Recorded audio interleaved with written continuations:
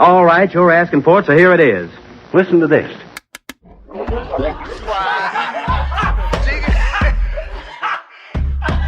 want you folks laughing at. We partners pod, kid.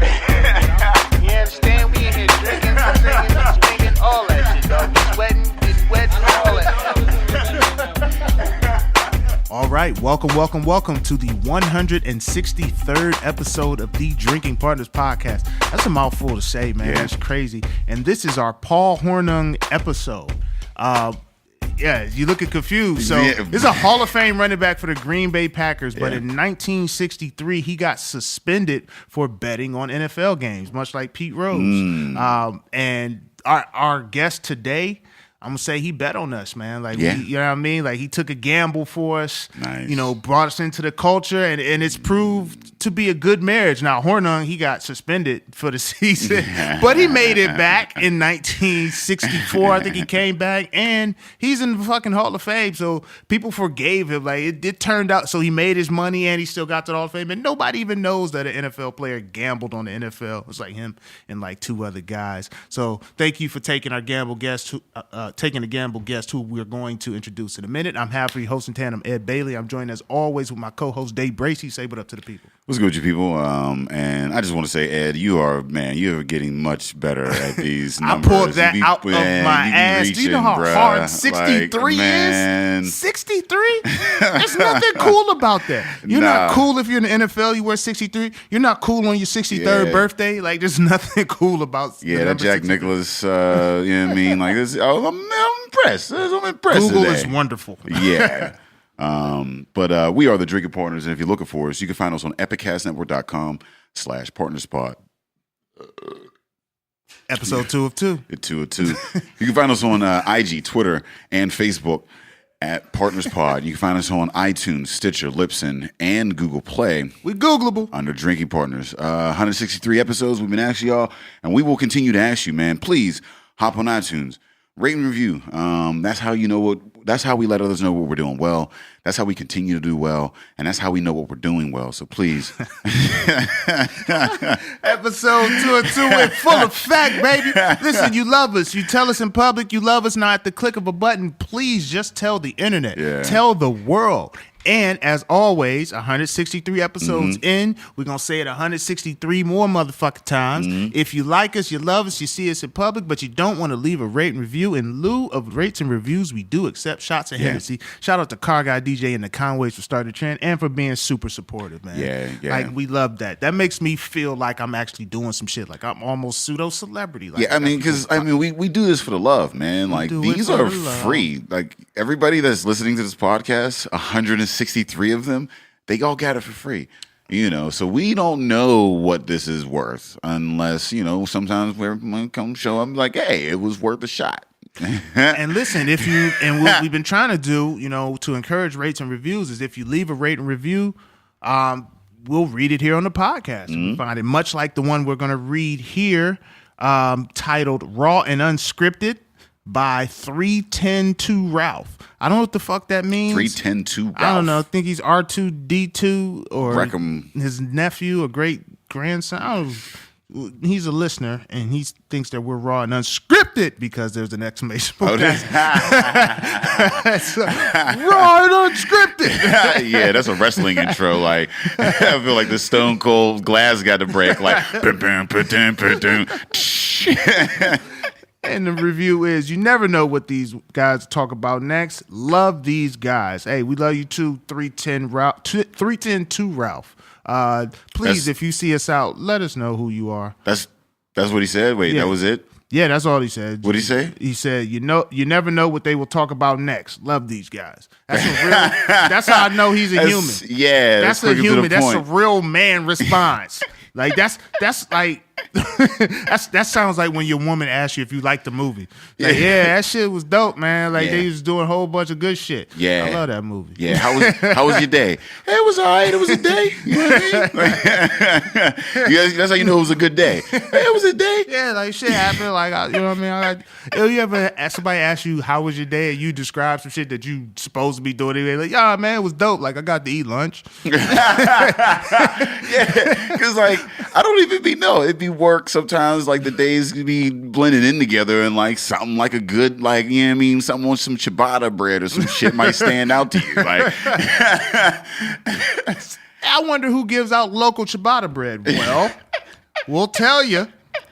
Farm to Table is now hosting the 12th annual local food conference Saturday and Sunday, April 14th and 15th at the David Lords Convention Center, man. Get down to that shit. Yeah, that was a nice segue, sir. Man, tantalize your taste buds, stimulate your brain, and support local growers, man. Look, if you want to learn how to eat more healthily and more locally, come down, get your education on, man. They got a large exhibit hall, farmers, restaurants, health, and wellness vendors, interactive exhibits, cooking demos, and food sampling, man. That's Saturday and Sunday, April 14th and 15th. And look, man, Sunday, that's when the day. That's the day, man. Yeah, I mean, that's a little bit more than adult activities, right? This is a family affair, right? But like, you want to get your adult on, right? Everybody love a good brunch. You got Sunday brunch, 9 to 11 a.m. and they got a Bloody Mary bar cracking, man. Hey, listen, Saturday you learn, Sunday you libate. All Yeah. right? And if you want more information, go to farmtotablepa.com. And if you want to be an exhibitor here, call them at 412-563-5823. Truth. I like learning libate. I'm the shit. Nigga. Learning libate. Learning libate. You know what I mean? Alliteration. You feel me? I don't even know libate's a word. But listen, this guest today, he's been a large contributor to my libation in life now, I would say. Yeah, very much so, man. And I mean, the reigning champ on appearances right now. I mean, he's been on the cast. The only person that's been on the cast more than this dude is me and you. Yeah. At this point. He's been on the cast more than Buzzy, because Buzzy every now and again will say something in the background. But he don't be on the cast, but this is family now. Like, this is part of the family. When we say Drinking Partners, this crew Epicast is the family. He's part of the family. He's part of the Drinking This is the Partners, extended man. family over here. This is my guy. It's Tom from Full Pint. Say what up to the people. Hey, what's up, everybody? Thank you for having me, by the way. I'm very honored. Thank you for having this wonderful spread and bringing that fucking hundo in the biz. We got that yak It's a time machine beer, man. Time machine beer. And for those who don't know, the hundo is it was for the Full Pint graciously brewed a beer for our 100th episode. Yes. And they brought it down, and it's a cognac barrel-aged red ale. It's got the yak in it, man. It merged craft and the yak, man. Do you understand? Like, this is like my favorite child, and I got two real kids. But you know what I mean? I can't drink them. And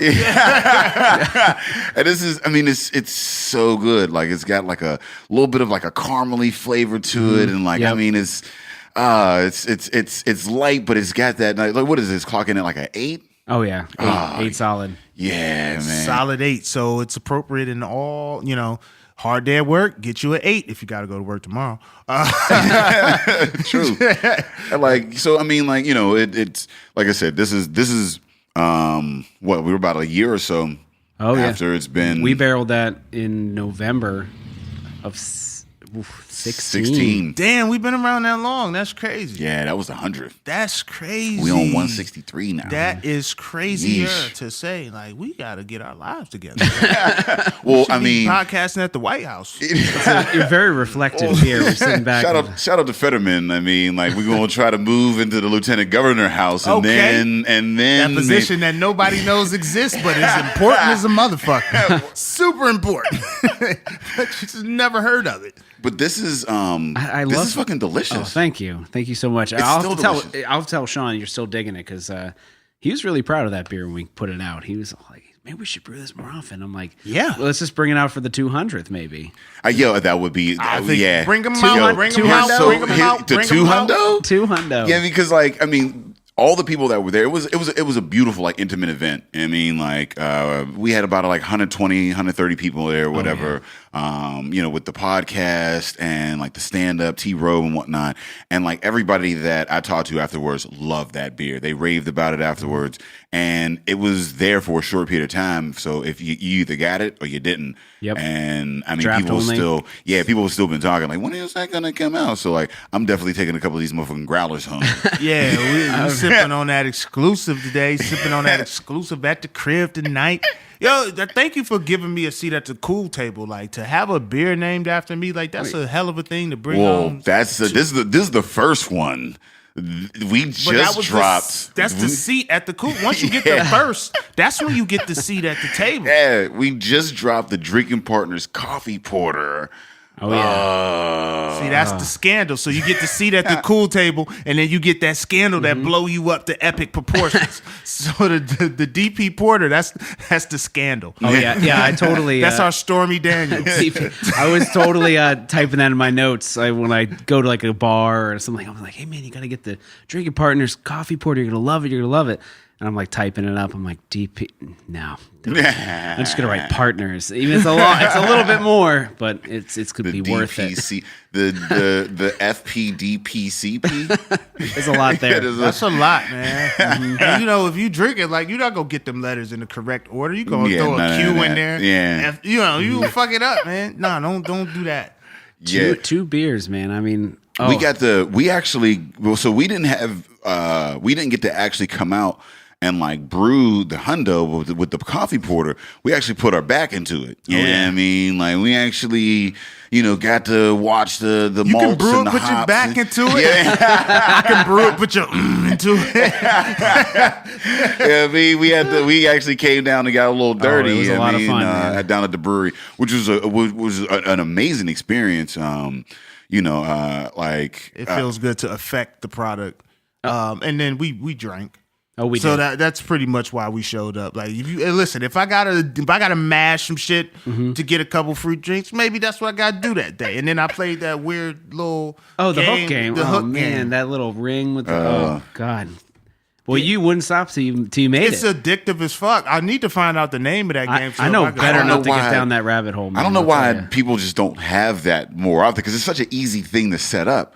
Like, it's got to be mad cheap and easy to. You could just kind of make that yourself out of like and some so string. For the listeners who haven't been there, basically, it's a ring that's attached to a string, and there's a hook, and you basically try to, throw it on the hook. Now, it sounds stupid as fuck, but go play one of them games. Yeah. Go play. You'd be like a cat trying to fuck up with a laser pen. Like, you be focused, man. You got to find that right angle. And yeah, man. It's what was that one game with the pigs, the Angry Birds? Oh yeah, like, that's you have what to figure out your trajectory and how to it's Angry Birds before Angry Birds. Oh, it's primitive Angry Birds. Yeah, or like ball in a cup. Like, it's a ball in a cup. It's attached to a string with the ball. Imagine ball living in a in cup. that. Ball in a cup. Yeah, shout out to Family Guy. Imagine living in that time where that was the fun shit you did. Like, you opened up your Christmas present and it was ball in a cup, and you was wild hype. Like, oh, Ma, you knew. It's got the leather strap to the. Oh, you got the upgraded ball in the cup. Yeah, you got the Gucci belt ball in the cup. The Gucci belt string. Oh man, with the red ball. Yeah, that's. And your brother got that little paddle with the string on the ball. And he's like, I always hated that game. Who likes that? The paddle ball? Yeah, I could never do that. It never shit, worked man. like it worked on TV.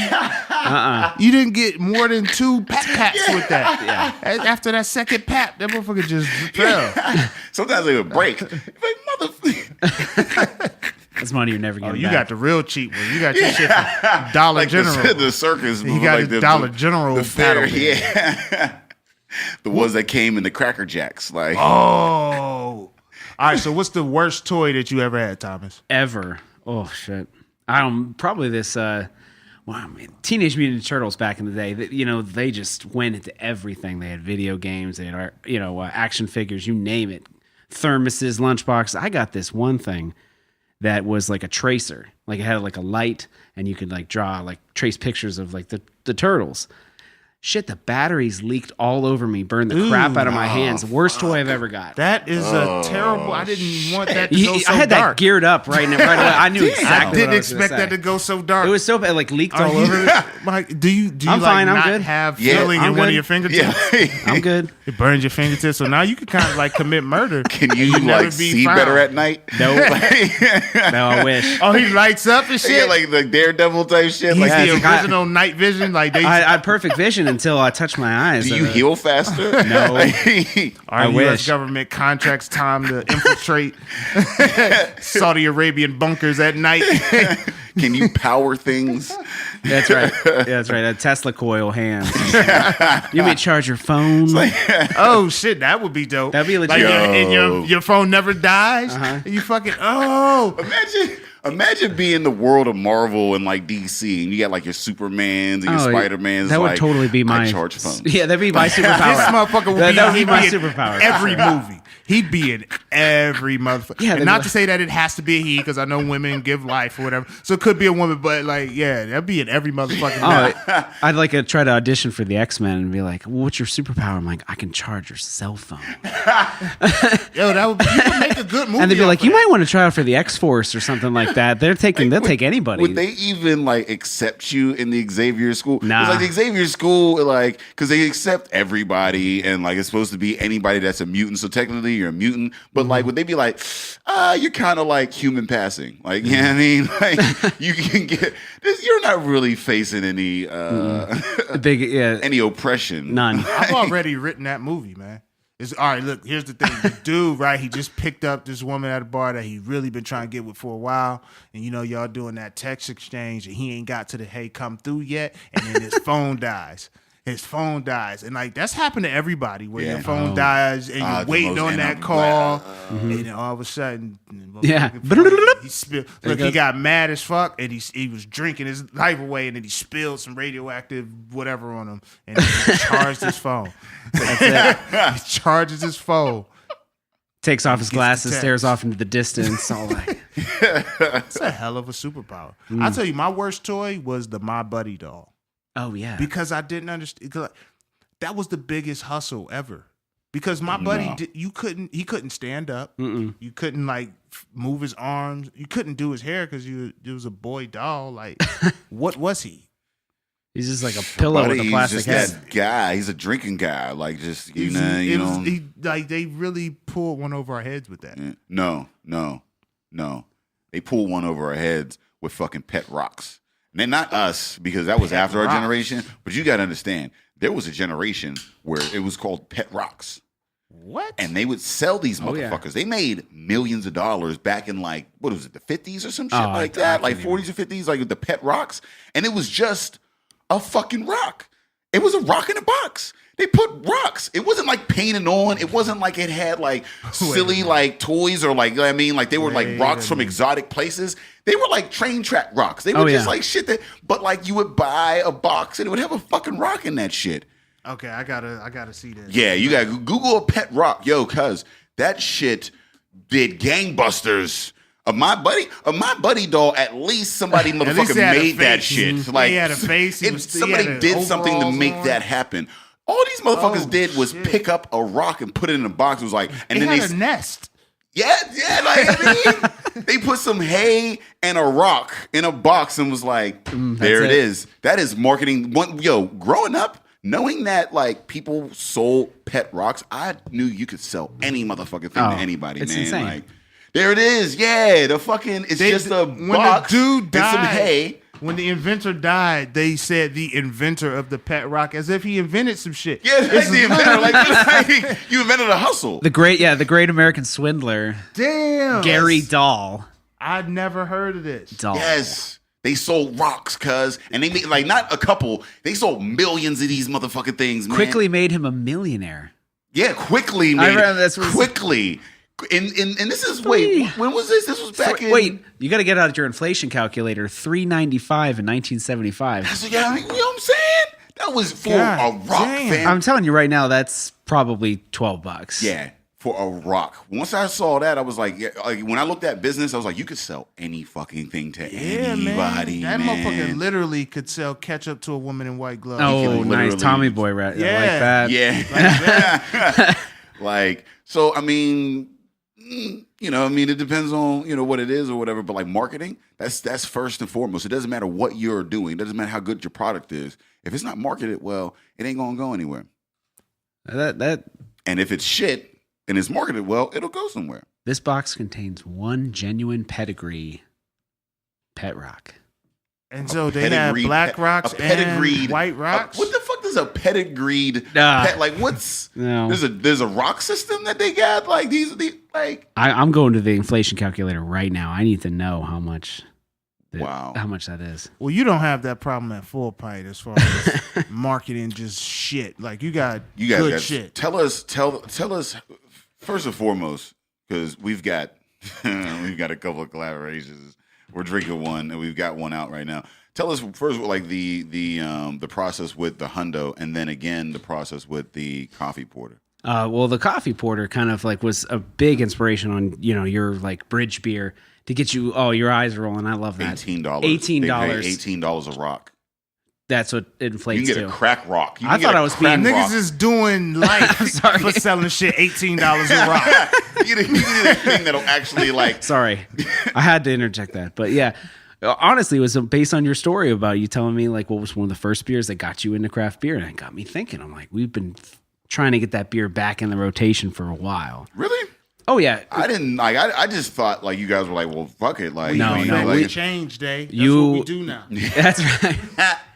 Oh, dude, I was like so excited when you told me that just got my brain going. I'm like, we have to bring this beer back, and we have, call it the Drinking Partners, coffee and beer together. They're the Drinking Partners, and I just loved the way that sounded. Like the name makes sense, even if you don't know who the Drinking Partners are. Yeah. Yeah, I mean, coffee and porter. Yeah, I mean, totally. So I know, like, while I was there, there were like different malts that came in. Mm-hmm. One was like a candied malt. Oh yeah, like some of these, like some of them are like sweeter than others. Some of them are darker than others. Some of them are like there's dextrin malts. There's these different types of malt. I mean, you just name it. We even put crystal wheat malt in there. There's so many different kinds. And then there's like there's the black malt. Mm-hmm. Yeah, I mean, like, and that's a powerful malt. You know what I mean? Yeah, You don't wanna- it's the vibranium of malt. yeah, That black malt. yeah, that Very rare. You only find it in specific countries. Yeah, it's a very powerful malt. You know what I mean? You put a little bit in there and it does a lot. You know what I mean? Oh yeah. Oh, I mean, sometimes like depending on how much you put into that, I mean, you could put black malt into an amber beer and turn it red. I mean, it really is. I mean, the darker malts are best used in. We were just joking about that. I'm hearing myself say that. I'm trying to back up real quick and totally failed miserably. But I mean, they're so packed full of flavor. Yeah, like they're roasted for a really long time. Too much. Like imagine like burning your toast. You're not gonna go for that. Yeah. It's just too much of like too much burnt flavor, too much chocolate flavor. Well, I mean, it's the same thing with like I mean, when I cook like and you have like those that artificial smoke. Mm-hmm. Yeah, I mean, like too much of that shit, and your whole shit is just like you're basically eating charcoal. Like, I mean, you're biting into a grill. So like, yeah, you want it. There's a lot of spices and various like ingredients that you put a little bit in. But yeah, so then like, so you guys like you brew it, and I guess with some of that, like with the malts and whatnot, like they have some of the naturally occurring, like coffee flavors without any actual coffee in it. There's some of those flavors that come from the malt, and like, you throw the hops in it or whatever, like you get some more of that beer flavor, and then like you guys sift it through. We after the fermentation was done, we took the coffee from 19 Coffee Company down in Washington, and we used single origin Papua New Guinean coffee. So wait, I know, it's like that's a mouthful. So wait, where did this come from again? 19 Coffee. 19 coffee. They roast their own beans. They're like have you, say you ever been to Piper's or like all of their cold brew there is 19. Nice. Yeah, this guy, I mean, he's a mad scientist. Yeah. Like you could say, man, I'm feeling like this, and he'll get you a coffee that'll make you feel better. Yeah. Like he's a magician. Like Barrett described to him what the beer was like in an email, and he's like, I got the one for you. He's like, he just knew immediately what it was. So what kind of bean did he give for this? It was the New Guinean I can't even say it. Papua New Guinean single origin coffee. So I mean, trust me, I can't even begin to describe. Barrett would give you better details than me. That just sounds important. It does, doesn't it? So then, like, I kind of geeked out a little bit because my great uncle was a monk on the island of Papua New Guinea doing like missionary shit. So I'm like, oh, that's kind of cool. I dig that. Little shout out to Uncle Tom. Yeah, we was a monk down there. Yeah. Uncle's name is My Tom? uncle. Yeah, no, he's my maternal great uncle. My dad is, his dad's name was Tom as well. There's a lot of fucking Y'all got a lot Toms. of Toms. Yeah. Too many Toms, Yeah, man. It's like Tom. Ed over there in the Bailey family. Well, no, we got 4 Eds, but we all came from one nut. You know what I mean? There's just too much. Many ads, too many ads. I like that. That too many cooks. One Too nut. many cooks. So then, do you guys you filter the beer through the coffee? No, we just it's like imagine just putting it into like a big cheesecloth sack, tying it up, throwing it in the fermenter. Well, actually, we put it in the fermenter first, and then we pump the beer over top of it. So it's like we transfer it from one fermenter into the other. And then It's really tough to like once the fermenter is closed. Certain fermenters have like holes on the top. You can throw it in. The one that we were fermenting it does not. So we actually had to pump the beer from one into the other so that we can age it on the coffee. And believe it or not, when we were drinking it the other day, it only had 2 days on the coffee.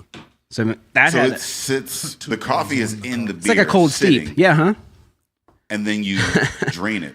We filter it. No, essentially what we do is we just take it right from the fermenter, or it's not secondary fermentation, we're re-fermenting it. Take it from there, pump it in the barrels, and we're done.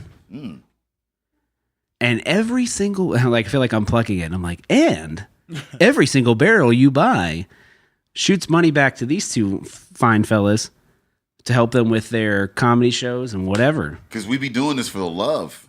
Yeah. We be doing this for the love. So go drink. Go drink that beer, you sons of Drinking Partners, bitches. because they support us. Go support them, and then they'll keep supporting us, and then we'll keep giving you laughs. And Like, See how this other works? person- Everybody's happy. What other groups ask of you is to drink? Like we're not doing a GoFundMe. We're just telling you just go drink. You get a beer. go drink. Yeah, we're not like, hey, give us a donation of a couple of dollars and it'll help for a lot. It's like, no, go have a good fucking time and think about us when you're doing it. Dude, drinking that beer last Saturday, boy, oh boy, that got me.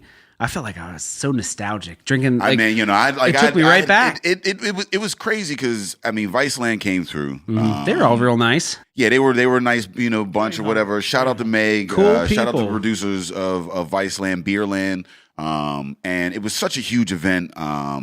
Surrounded by a lot of like good people, a lot of supporters of the show. Hop Farm was out there. Golden Road came through with Meg. And like it was a huge event, and like it was weird because they had like those big ass fucking like cameras that like With the backpacks. yeah, like the I felt like they were filming like an NFL, like running down the sideline. Yeah, I just kept hearing, who you gonna call? Like, that's all I kept hearing, man. It was like fucking Ghostbusters. Yeah, like the shit. proton like Get in the elevator with them. He's like, yeah, there's a cockroach up on 15. Bite your head off, man.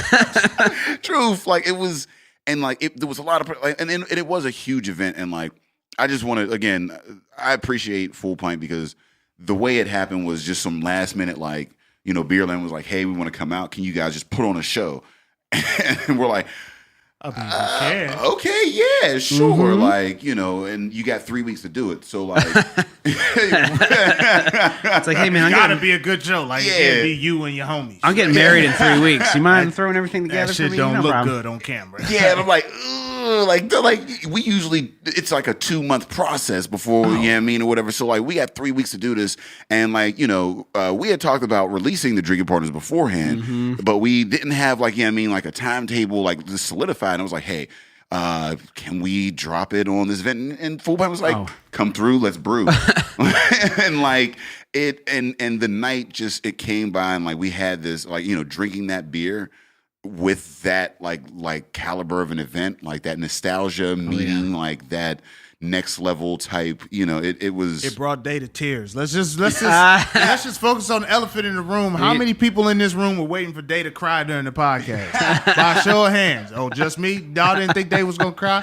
Buzzy thought you was gonna cry. I can't. You was about to cry. I'm gonna plead the fifth. I might have. It might have been a little dusty in that motherfucker. It was dusty as fuck, but we do appreciate everyone who supported and who came out, man. Like that was a wonderful night. I just don't cry. Oh, God bless you. Yeah, I want to cry. I once tried to cry to break up with this girl, and it just it wasn't working. No, and there's nothing worse than trying to fake cry and Oh. everything that you're saying and all you wiggling your lip and shit like that. Your lip You're like trembling, TGI and there's no Friday, tear. like you're like some like TV show where he's like he has that but real sad look at no tear coming down. No tear came. I just felt like a just jackass. bad acting, crying. I can't. I mean, as I've gotten older, like I've been on a maybe like a once every other year cry routine. There were like periods, like years before, you know what I mean? Like in between, say like I was a kid and then it didn't happen. And then like I was a man and shit got tough and like water was leaking out of my face. And I was like, what the fuck is going on? Like when I was a younger kid, I cried, I believe. I was like a cry baby probably. And then, my dad said some shit to me about being a crybaby. I just stopped crying. Like, I just didn't cry. I cried last year after the accident one time though. And it was weird. The Cavaliers won the. No, I didn't cry. I thought I was gonna cry when Cavaliers. I wouldn't won. blame you. No one would blame you. Faded as fuck. Like I was standing on my porch yelling and shit. Like I was fucked up. Man. It was a weeknight too. But like, it was weird. It wasn't like when I found out about the accident or woke up no shit like that. It was just one random night. I was laying in the bed and my kids was in the other room and my lady was next to me. And I believe I just couldn't get some shit. I couldn't get comfortable with something. And I just started crying like, man, my life could be like this forever. That sucks. Oh, that's tough, man. Yeah. I mean, like it does. It hits you, and it's you know crazy what it because in was? this, Those existential moments. Camille had to put my daughter to bed because I couldn't pick my kids up because I had that fucking feeding tube. And I was like, shit, I can't pick my kids up. I ain't nothing. I ain't worth nothing. Yeah. I was like, just don't be sad because I got out of that shit. no, I mean, you're good now. I felt low as fuck. Like, damn, I can't even pick my kids up. I had this fucking tube hanging out my stomach. Yo, feeding tubes suck. And the fact that I had this feeding tube at the crib, but I wasn't eating through it. Do you feel like a robot though? Like, No, did you I felt feel like I had to get better health insurance. Yeah. 'Cause I feel like if I had that good health insurance, they'd have been able to remove it. Yeah. But I was on I some ain't got weird scam. any motherfucking health insurance right Nah, now. I we need gotta to get you some health remedy that, insurance. man. Like, Gotta get you some health I've been floating. Like I've had jobs and I've had health insurance with jobs or whatever, and then in some health, you can opt out and like pay. As I get older, I'm starting to get a little bit more like I just haven't had that thing. But like when you went through that, man, that really this last year, like watching you go through that has like had it on my radar. Like I should probably, you know what I mean? You Like, talking about six figures, like you know what I mean? Like that sort of thing. And like, so I guess I'm assuming you have health insurance. I do. It's not something you think about. I don't know. Maybe for you it might be a little different because with you, being in an ownership group, you're gonna affect the health insurance more. You know what I mean? Like I'm not even through full pint. I'm through my lady. Okay, yeah. She got that. She got that teacher health care. Oh, well, you got to get on that. Yeah. You have to. You got to get on I'd that. be a fool to take full pint. What I'd you be like, mean? what the Like, fuck? Yeah. You got to get on that one. But like, it's not even something you think about consciously. Like, it comes out of my check. Yeah. You know what I mean? And I don't be running to the doctor for everything. Yeah. So like, it came to light when I had the accident because the motherfuckers started sending me envelopes. You know? And these medical bill collectors, like, they be sending shit with the thought that you're not gonna pay right now. But I'm just gonna send this shit to you anyway. Like I'm gonna send you this shit like every week for a while. I know you're not about to pay it. Like niggas be everybody be having medical collections. You know what I mean? Like, and it could be like $4 and shit like that. And they just bill you, whatever. But like when I got the bill, like the actual hospital bill, and I saw like how much it was all prior detailed. to the health insurance, I was like, kicking ooh, out shit. that's the best $100 a check I ever spent. You know what I mean? I'll tell you. Like, that shit crazy. When you go out of network, man, brutal. Don't go out of network. No, it's my lady when we were having our kid, and she was all like, I want to go to McGee. I want to go to UPMC. I'm like, we started getting bill after bill after bill after bill. I'm like, and then they had that come to Jesus moment, like some some lady in a like a suit. She's like, I need to tell you about what will happen when you're having the baby, and it's like this like $3,000, $4,000, $5,000 like discussion. I'm like, we need to go to Allegheny Health Network right now. I didn't even realize having a kid costs money till I had a kid. Yo, you don't even think about that. Yo, I had a coworker that was telling me how she got back home, and like a week later, there was a bill in her daughter's name. Ooh, yeah. Like in her daughter's name for like Social Security for number like yet. It was like like $300-$400 or whatever. But it was like, and like they thought it was because they had she had health insurance or whatever. It wasn't that or whatever. But for whatever reason, they had billed it and like they sent it to her, and she was like she got mail like in her kid's name. She was like, "What the fuck is this?" And it's in like she's already in debt. Her kid is like a week or two old and already in fucking debt. Like didn't ask for shit. Yeah, like I mean, I feel like freedom of choice. It doesn't matter what I don't even like. Look, whatever services were rendered, put that on me, bruh. Like, yeah, I mean, don't put that on my kid's name, man. Like, yeah, I mean, like, don't put that. Like, I was there. I decided to have this kid. Like, I'm paying these motherfucking bills. That's who you're getting the money from. Why the fuck would you put the bill in my kid's name? I mean, maybe if you pay it on time, then the upside is they'll have good credit early. Nah, bro. That's the funny thing about credit. Like, most of the payments you make don't affect you in a positive because the only way that will affect your credit is if you don't pay it. Because then it goes on as a collection. But you paying that hospital bill doesn't do shit for your credit score. So it can only hurt you. It can only hurt you. She came into the world proposition to where this can only hurt you. Welcome to America, motherfucker. I feel like that was a Republican move too. Yeah, like I feel like hospitals, this like, one of the swaggiest. They are all motherfucking pro-life until you get out of that bitch. Hospitals are the ultimate hustle, and then they set it up for you to die early. Hospitals, pro-life, and then they just that's the ultimate insurance. All that, that's the ultimate motherfucking hustle. Like, all that shit, though. Anything that you need is the ultimate hustle. They gonna figure out how to make the most off of it because you need this shit. Like, hospitals can set the market because where else you gonna go? Ain't no voodoo doctors in America. You ain't going up the street for holistic shit. They had the one holistic doctor a while back that said he could cure cancer or cure AIDS or something, and he died, man. From AIDS? No. Probably the government. Or cancer. Or cancer. You got like there's the thing is that there's a better way, and there are so many developed countries that have a better way. And why is it such a mystery for us? It's not a mystery. It's Everybody knows. Right? Exactly. It's capitalism through and through. I mean, that really is at the end of the day. Like, we have the ability to have a better system. But again, the powers that be, that doesn't work. So as a business owner, like there's obviously the profit, driven sort of approach in a certain way, or you're thinking you in the business, you try and make money, you feel me? But then at what point do you be like, all right, I gotta have some sort of philanthropic, or I gotta, I can't exploit or whatever. Like how is that, because we can't do as comedians, I can't do like I could probably overcharge somebody who's offering me a show but doesn't really know what they should pay. I could do that, but that doesn't happen too often in Pittsburgh to where we can affect it in that manner, at least at our level. But with you now, I always joke that the Full Pint is we're never allowed to make money. That's always the joke. It's like your beer's too expensive. I'm like if I can only tell you, if I can only tell you how little we make on every barrel and every case that goes out that Full Pint is too expensive? Yeah, everybody's like, "Oh, you guys, your beer is so expensive." And I'm like, I don't know. My experience when I see you. Oh no, I hear it from the bars, I hear it from the wholesalers, and I'm like, "Oh, this anybody beer." Buying it is probably gonna say it because they try to get a better price. We try to like T-Funk. We intentionally put that out with the sole idea that we're going to compete with a brewery that makes 50 times the amount of beer that we do. Mm-hmm. And they can brew one batch, I'm sure, basically what we make in a quarter of a year. I mean, it's insane.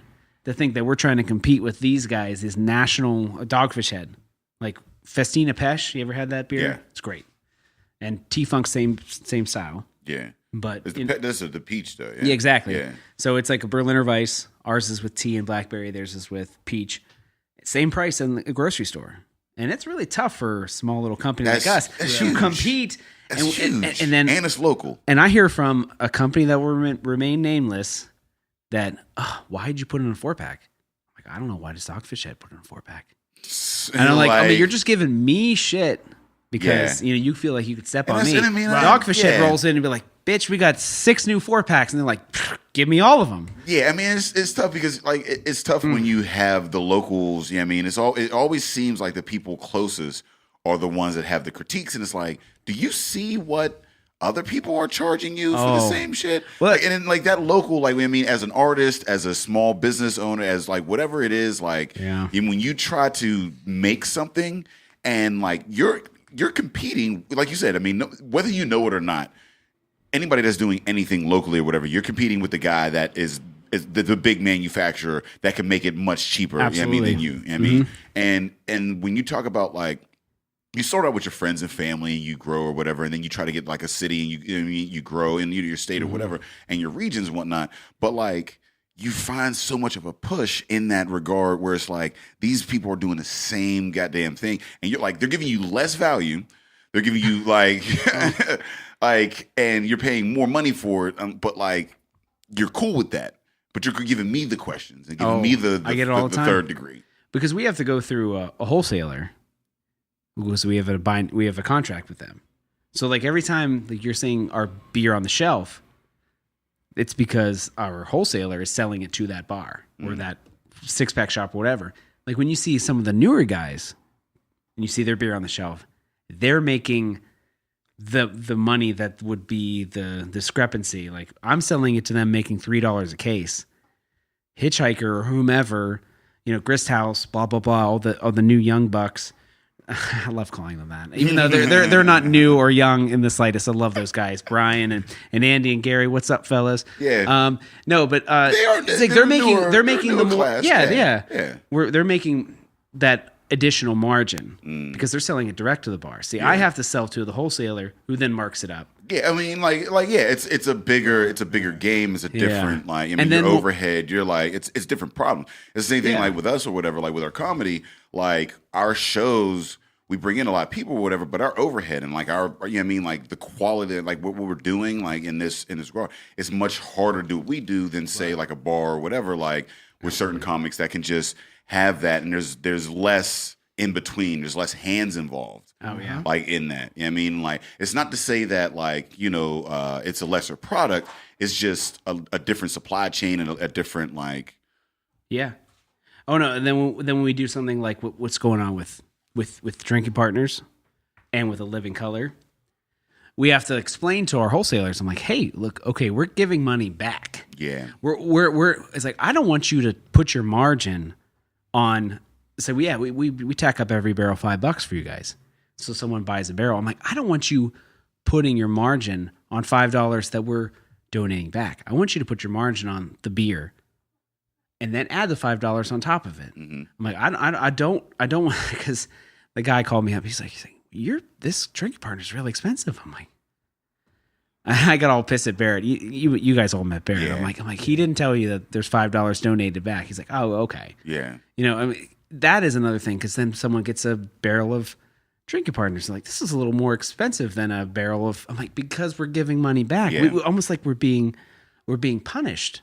It's like people don't think, oh yeah, Living Color. Every time I buy a barrel, I'm shooting money back to small business owners, artists, musicians, and whomever. I'm Drinking Partners, comedy shows and entertainment, and everything's wonderful. Yeah, and people actually benefit from that. I don't think people understand that. Like when you buy Full Pint's not allowed to make money. I'm just telling you right now. Yeah, when you buy these beers and they go back to those events or whatever, like that is what, like, when you come to a Drinking Partner show and that shit is awesome as fuck and you're having the time of your fucking life, that's because somebody like a Full Pint came through and helped cultivate that. When you go to like a Layer Cake Festival or like, you have artists that are like, putting out this dope ass content and like, these events where people are, having a great time or whatever, those are sponsored by the local, like breweries and this and the other. So it's not like you're just giving charity, right? No. Charity is like, I'm going to give this to you and I'm not going to get anything in return. No, you actually are. You don't know it. We're symbiotic. Yeah, you don't know it. We're tied together. Because you spent like an extra $1 on this beer or whatever, you're going to be able to go and get an epic night of comedy for $15.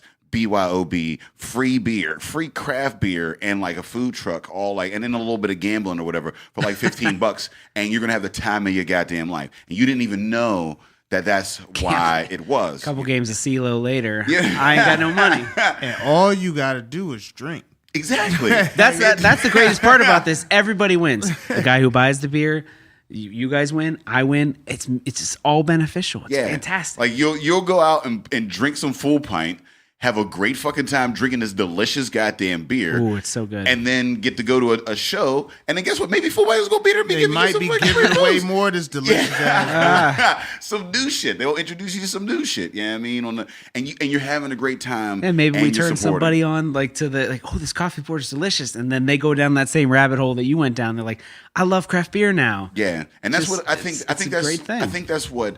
Again, when you look at the economics, people are starting to understand locally, like when you support locally, you're supporting those dollars transfer throughout the community. Like I'm not just giving it to Walmart. I'm not just giving it to a global company that's going to, station somewhere. Like I'm giving it to somebody that is going to then support the community and also spend those tax dollars and spend that money back in. Like I'm sure the money that goes into Full Pint, when they pay your salary, you're going and using that money to I only eat and drink at local bars and local restaurants. Exactly. I always say it's funny that you were saying that. I always say that we all put money in each other's back pocket. We are all so much richer. It's like we all go to the local barber, go to the local blah, blah, blah, go wherever. Yeah, it may be a little more money, but guess what? It's like that's how we support each other. If every nigga in your clique is rich, your clique is rugged. Nobody will fall because everyone. Can we get a T-shirt that says that? Each other's crutches. Yeah, I mean, like that's a thing. That's something. Jay-Z. I mean, that's Jigga. That's reasonable doubt, Jigga too. Yeah, I mean, but those are them early lessons that it's like, yo, support the people that are around you. Bring everybody. Like, nobody eats alone. Yeah, I mean, that's the only person that eats alone. It ends up being, in that Emperor's New Clothes. They become food. Yeah, they become food. If you eat alone, you become food. Those motherfuckers be targeting for you. Yeah. Yeah, but we just don't live in that, everybody eats society, man. Like that's not what this is built on. Well, we're moving into a new era where it's starting to be that. People are starting to understand, we're coming from the era of capitalism where it was just centered at the top. And now there's such a gap between the monies or whatever that people are starting to there's a lot of smart people that don't have the money that they feel or the life that they feel that they deserve, given the hard work and intelligence and everything else they put in. So when you sit with one of them, yeah, I mean, I ain't rich yet. Who Buzzy? So when that happens, two of them. There you go. You look at what we do. This is the share economy. This podcast is free. Yeah, I mean, we've hours of entertainment. Hours of entertainment we've get out free. You look at YouTube; that's free entertainment. Yeah, I mean, you have to give something to the network and the community in order to get that when you start coming out or whatever. And you're starting to see there is capitalism. We do need to make money in some regard while we're doing this, but at the same time, we need to rely on the share economy to give a service, grant a service. Eventually there will be some, some money, generated in that. And that's capitalism and a share economy next to each other. And like you said, I mean, that I'm not going to lie. I do love being upstairs watching the people go by. This is great. This is episode 202. And here's the thing about episode 202. We can only go so deep. 2 of 2. Oh, 2. Yeah. We go they went deep and then he got deep ocean and got lost. Yeah, I got lost and shit. And as a friend and fellow podcaster, I should have jumped in. Normally on episode 101, I'd have jumped in and saved him, but I was just letting him kill himself. He was a lifeguard, just watched me just float to sea, just take your last breath, just bobbing below the surface. Whale, whoop. The little bubbles coming up. There's nothing that I could offer to him right now. Like, this is episode 2 of 2. Like, Hey, man. we're drinking a hundo. Like, Take a lot out of you guys. Like Sorry I said, I about mean, that. I think again, there is a push to local. There is a push to giving and like back to the community, and you can give back. We're in a place where we can give back to the community, and it'll help us in the long run. You know what I mean? Oh, absolutely. I mean, like I said, it's just filling each other's pockets. Yeah. I mean, like you said, sometimes it could be a little more expensive. Sometimes it's like, oh, wow, but you know, that's paying for someone's. People take themselves out of the equation. Like, that's somebody else. I'm not paying that. But you put yourself in that same scenario. It's like, if that was my business, you know, no one could put themselves. There's no like sympathy. There's no like, or empathy, as it were. Excuse me. It's just they can't put themselves in the other person's shoes. Like thinking like, oh shit, if that was my business, I would want everybody to come in and blah, blah, blah. It's a little more money, but it pays for blank, blank, and blank. You know, every time I do something with my house, every time I do whatever, it's always a local business. Then with that local, I mean, that extra premium you pay is to directly affect the supply chain to which you know for your consumption. Like you can see affect change on the direct situation as opposed to, all right, I'm gonna get this cheaper, you know, national product, but I don't know where this shit came from. I don't know how it came to be, etc. So, you know, supporting local is a big, huge thing here on our podcast, a huge theme. But I want to ask, so how much full pint beer do you have at home? Oh, geez, you just threw a. I was just complaining about that earlier. I'm like, it gets to the point where I had one bottle in the fridge the other day. I drank it, and beyond that, I got everything else is something else. Like I had some of the Chamonix Creek. Shout out to my boys up there. Love those guys. I got some. I was drinking some McKellar, drinking some Tool. I got some Lupulin River. Okay. Ooh, Yeah. That's a good beer, by the way. You ever get a chance to get your hand on that IPA? That's delicious. So it seems like, and that makes a lot of sense to me. Like the conventional thought would be, oh, I get just have a lot of full pint. When I go out to the bars, you know, I'm being a company man. First beer I get, boom. You want some of that one? Yeah. Help yourself. First beer I get, always full pint. I'm like, give me a White Lightning, give me a T-Funk. And by the time I get home, I'm like, shit, give me anything else. Because I drink it all the time. Anytime I worked in a restaurant, as soon as I would get it and I would fucking crush that shit. And then about like a month in, I'm like, anything. And we do the food trades with like different other restaurants around or whatever. You know what I mean? Like, because, you know, and that's why, like, you know, you look at somebody that works at Red Lobster and it's like, oh man, you get those cheddar biscuits all the time. Yeah, like no, them motherfuckers want some McDonald's. Like they don't want that anymore. They'll trade whatever they got in there for some of the bullshit. It has nothing to do with the quality. It has nothing to do with anything. Trust me, I feel like we're at our peak. We're at our pinnacle. We are flying high. We're doing a great job. Every beer that's coming out of there is doing great. Problem is that when I'm home, sometimes all I want to do is drink wine. Yeah, man, it's like my fucking wine rack is full. My beer fridge is empty. It's like my kegerator hasn't been plugged in 2 years. Dang. I'm just saying, it's like I get a little worn out on beer sometimes. Yeah, I mean, I don't have beer in my house, which is like, I mean, like I have a couple of like party bottles that like we would. The only time we get alcohol is like if we're having a gathering. So then, like, whatever bottles that people bring and are left over, we have, like, those leftover bottles that, like, a bunch of, like, but, like...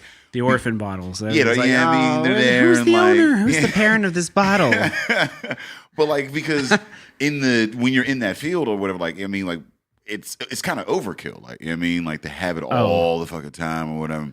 I get a lot of guys in the industry coming up. It's like, we'll just be drinking whatever's the opposite. Like, the guy from Wiggle... My homeboy Pete, who says, "What's up to you guys?" Wiggle. You got to get him. You got to get that motherfucker on this cast. He'll be Wiggle on. Yeah. Well, shout out to Fresh Fest because what's up? Red Bear. I mean, Full Pint Brewing Company participant in 2018 Fresh Fest. True, I mean, Fresh Fest. Yeah, Full Pint will be down there and whatnot. Absolutely, no, but I mean, trust me, that guy's crushing beer more than I see them crush cocktails. I'm like, that's just the way it works. You know what I mean? Like you get a little tired. It's like there's the old joke. It's like, show me the prettiest girl in the world and I'll show you a guy who's tired of fucking her. Exactly. And it's like, yeah, I mean, it's to the point where like, that could be the best beer in the world, but you might get tired of drinking it after a wee bit. Yeah, no, exactly. But I definitely don't feel you. I drink at the crib. Like, and that's, I do drink at the crib. Now, two Yeah, you should So, drink at the I- crib. you know, Like, yeah, I mean, if I was Yeah. when my kid was around that age, like, yeah, I mean, I drink at the crib. Yeah. And I don't always.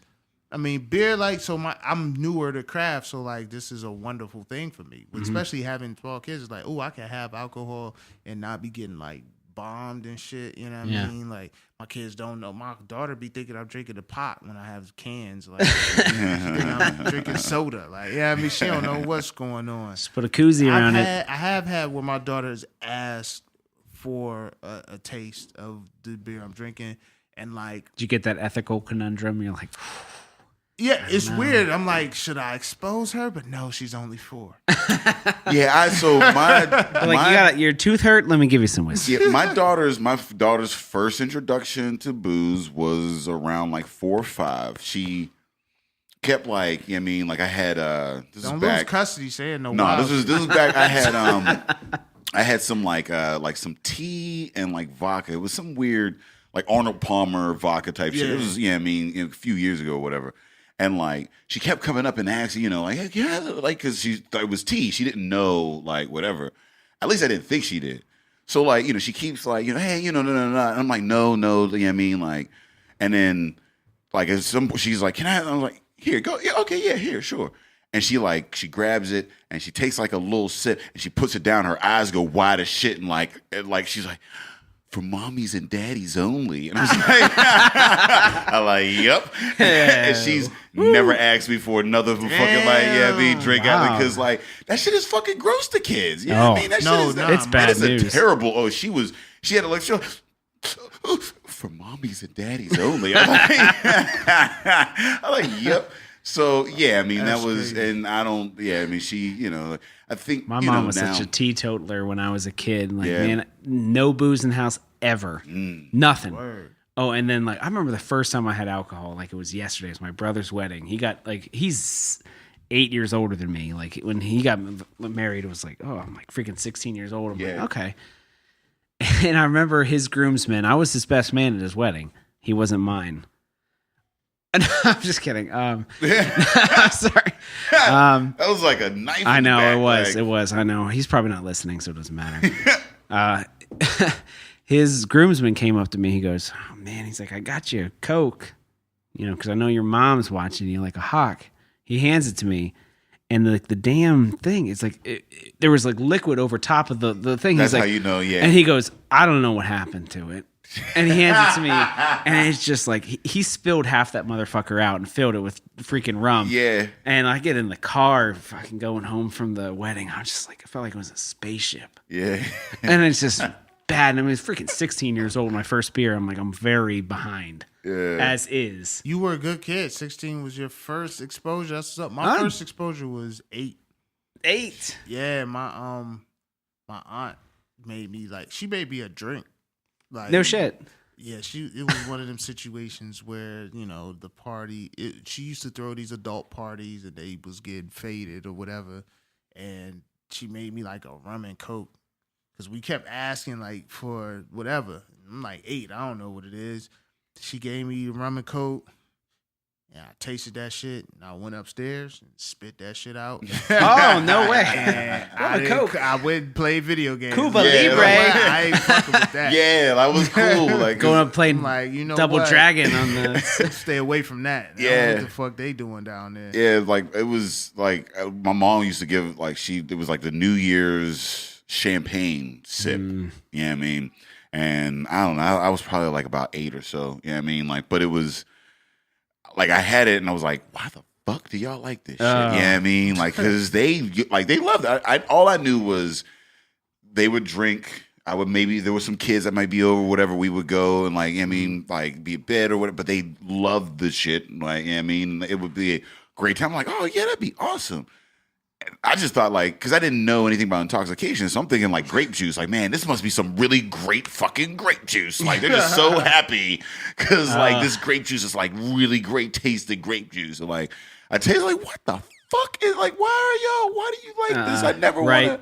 So yeah, I don't know how we got to the point where we are now, where we just drink. We just went straight off on living. some tangent. Oh yeah. No, I'm just talking about like how we go from not like being young, having to taste alcohol and being like, yo, this shit is terrible, to now being like, you know what, it's cool that I drink this shit. College, man. Like when you I didn't realize drink it all during college. it's or like a high school like I mean, when you realize it's a gateway to fun. That's then you like vodka is the only gateway drug in America. Like, I don't like that. I don't like that only thing alcohol and leads fun to are all other tied drugs. up together. I'm like, sometimes I'm like, alcohol and fun. I'm like, how'd you two get all mixed up together? Because sometimes alcohol and fun are not. Because we have these societal pressures that we adhere to. Like, who know put what I mean? you We two succumb to these together in this societal- room? Like, you can't be your raw organic self until you got, you know. When I'm drinking, I'm shots sad in and you. depressed. I'm like, what? I feel like I'm cheating on fun. Alcohol and me are being all sad. I mean, I don't know. I like weed, so weed is I am very partial to weed. Yeah, I mean, like for me, you know, like weed is my like kind of it lets me calm the fuck down. Weed doesn't make him belch. Yeah, no, that's the beer. Weed is like it calms me down. I'm like more, you know, cool, whatever. Alcohol is for me is a social thing. Yeah, it's like let's celebrate some shit. You know what I mean, we doing this together. Like I could definitely smoke by myself. Drinking, not having a drink, but drinking by myself feels depressing. Yeah, like that, like I feel like I'm doing something wrong. Like, yeah, smoking. Yeah, you can have a little puff, like you cool, chilling. You can smoke with the right television show. Yeah, like the right program or movie. Yeah, that's your partner with smoking. Yeah, there's no bad time. Like you if I'm like, just you know, at the crib pounding shots, talking about I'm finna watch this is us. I'm pounding shots, watching This Is Us. Like you look crazy, man. Yeah. Like if somebody walking in on that situation, if you got just a bunch of fucking shot glasses laying around, they're like, "Damn, bro, what's wrong?" You had a bunch of even a bunch of like brews or whatever. Like you said, if you're by yourself, you have a little brew or whatever. Like you know what I mean, you even pour yourself a nice little whiskey on the rocks for like a good deed at the end of the day. You know, a little promotion, whatever it is that you do. But like, you can have a drink, but not drink alone. Yeah, but I mean, like I said, with alcohol for me, it's like, it's weird. Like, I don't know if it's a black thing or whatever. Like when I lose a job or like there's a funeral type thing, I'll drink, but it's not like a drink to like get deeper into my sorrows. It's a drink to like celebrate the, you know what I mean, like the person's lives, the next stage. Like when I lose a job, I'm like, you know what? I ain't gotta go to work in the morning. You know what I mean? Like so that's an Irish thing there, bro. Yeah, like if I lose lemons a gig, to lemonade, like a you know what I mean? Like when if I lose a gig or whatever the fuck, like it is like, you know what I mean? I'm like, you know what? I'm gonna go to bar and we gonna be like, all right, because and like, you know, you get your friends together or whatever, and you bullshit, you get through that shit, and like you wake up. Now when you wake up, now you gotta get to work. Like, you know what I mean? You had your fucking, but like that is a way to like uplift, not so much like bury. I mean, and I think that's where maybe a lot of the problems come in is when you do it to like bury shit, like you know what I mean, as an alternative to pain. Like it's like I'm not trying to numb the pain. I'm just trying to delay it till the morning. I didn't drink. Numbing is. Yeah, I didn't drink cool. at all. Yeah, that's exactly what numbing is. But I didn't drink at all until I was a teacher in like way after college. I didn't drink at all in college. Not even a little bit. I was a teetotaler until I was like 25 years old. Damn. I know. Look at me now, Mom.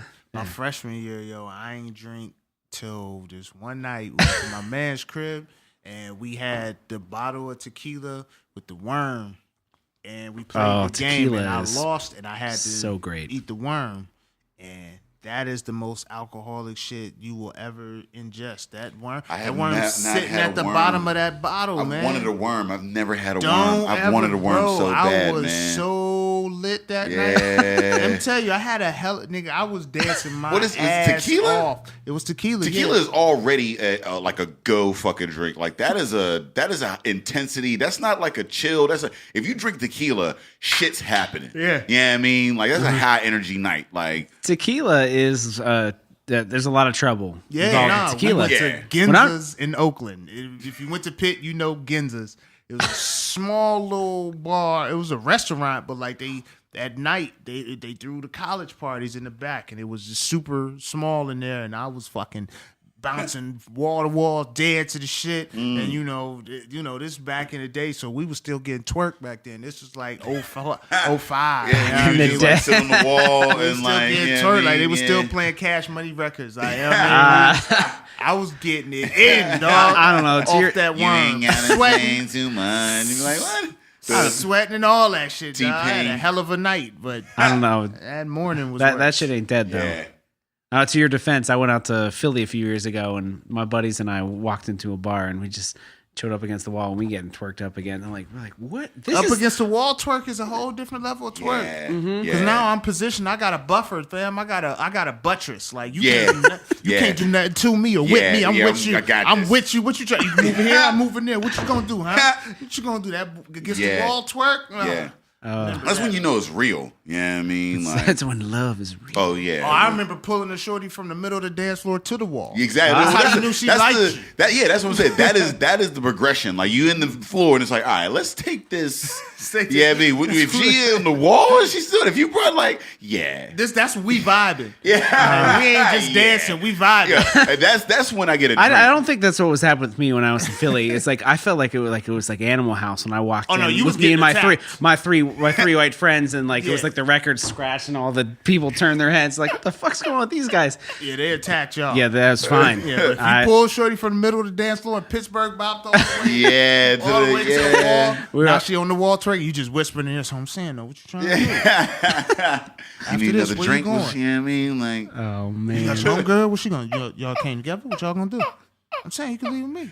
people's. those motherfuckers after that bar, they busted into some vestibule of some apartment building and stole like the freaking like water cooler jugs and were chugging it out on the street. I'm like, why are you chugging water cooler water at fucking 3 a.m. on South Side or And like this- South Philly? This is what bothers me because that's crime. That's so totally crime. And here's the thing: the cops will come to my party and That's be crime. like, y'all the most dangerous party, but y'all actually do a crime at your party. We just twerking on the wall, Just trying twerking? to take something home. These tonight. motherfuckers over here stealing water Y'all over there out stealing of thirsty water out people's of mouth. vestibules and shit, and we just getting twerk on the wall, trying to take shorty home.